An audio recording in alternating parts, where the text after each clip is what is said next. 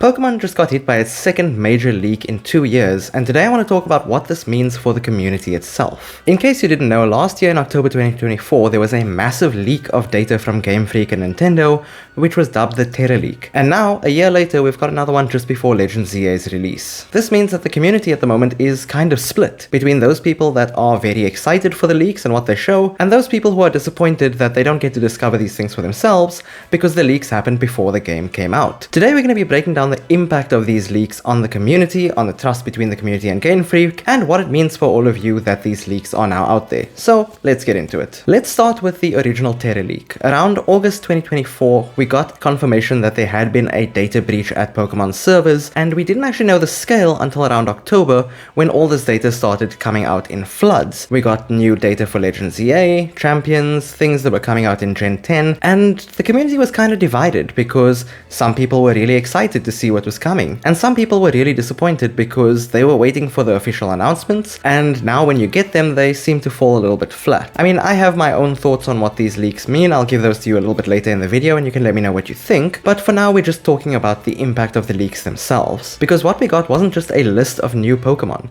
It was Game Freak's internal roadmap, it was the planning, it was the basis of Legend ZA, and now we've got even more of that with the new leaks that just dropped, giving us info on Gen 10. Obviously, Nintendo would try to pursue legal action, and some of those leaks that came out less than a day ago have already been taken down from social media sites, but the damage is done. Articles are out there, Reddit posts are out there, people are sharing this, people have made videos about it already. I'm making a video about it now. There is damage already being done, so the cat's kind of out of the bag, and now we just need to deal with the impact of what's happened rather than questioning why it happened in the first place. That's something for Nintendo to sort out, not us. Like I said, the community was split into two sides. On the one hand, you had people who were really excited now that they get to see behind the curtain, see what's coming, plan for what's coming, and get even more excited for what was coming out. But on the other hand, you had people who were really disappointed. People that have been waiting for things to come out and waiting for things to be revealed, or the people that just want to discover things for themselves. And yes, while you can say you should just avoid the information until you get to the games themselves, it's become harder and harder to actually avoid that information on the internet. I found out about these leaks by scrolling on Twitter. I refuse to call it another name. It's still Twitter. And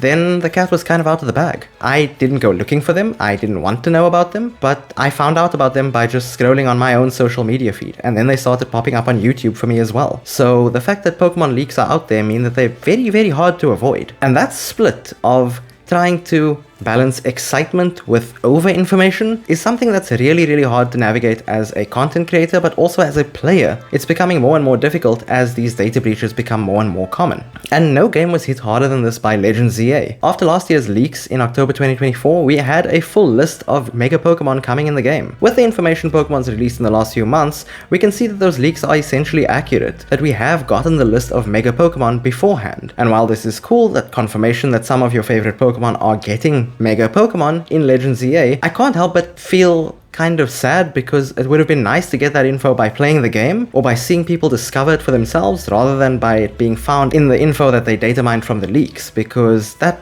kind of takes away from the hype. So while a lot of people are excited for Legend ZA, there is this little bit of disappointment that we've lost a bit of the discovery element of what makes gameplay so much fun. We've lost the ability to discover things for ourselves, and yes, again, like I said, you can say, just, don't engage with it, but if it pops up on your feed because it's popular and that's what pops up on your feed, it's very hard to avoid. And you don't really want to have to avoid half of your entire social media feed to avoid getting spoilers before a game releases. Obviously, this is a really divisive issue, and I do want to know what you guys think about it, so let me know down in the comments. Are you pro-leaks, anti-leaks, or do you not really have an opinion?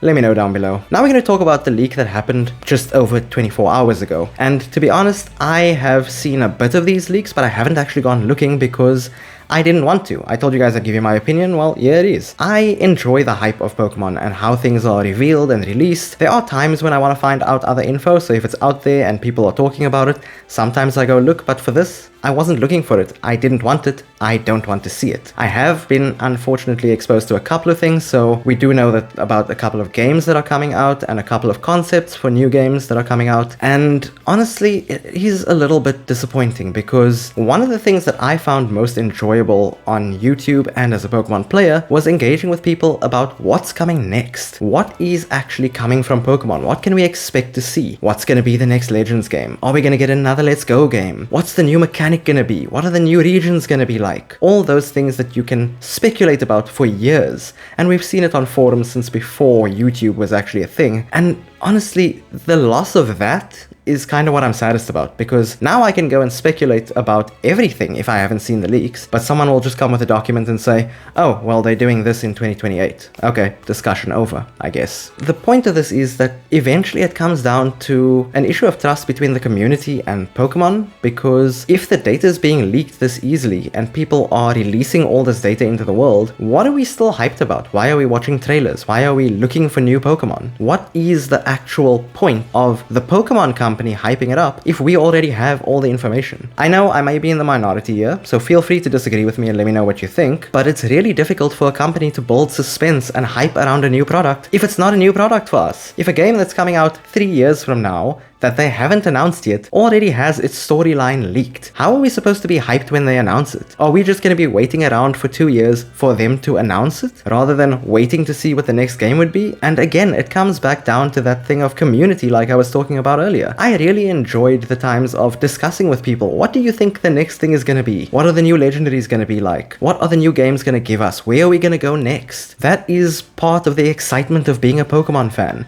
seeing where the world goes next. And to lose that feels really, really sad. And honestly, I get the thrill. Finding out new info beforehand is great, and I suppose it can give people a lot of traction. But I decided to keep this video spoiler free for a reason. I don't want people that haven't been exposed to the leaks yet to be exposed via this video. I want it just to be a discussion on whether the leak is good or bad for the community, and obviously there will be differing opinions on that. My personal one is that I don't necessarily think it's a good thing. I would have preferred for the community to be able to have those discussions, to have the hype, for that hype to be organic, rather than for all the secrets to be shown to us beforehand. But again, I may be in the minority, you may disagree with me, or you may agree with me. But the question I have for you is this. Now that we've seen behind that curtain of what Game Freak is planning, does the hype come back for you? Are you more hyped than you were before? Or does it feel like you've gotten everything you possibly can and now we just need the games to release because we already know what they're going to be about? Let me know down in the comments below, and just let me know what you think about the leaks in general. And if you enjoyed this video, I've got another video up here that I think you'll like.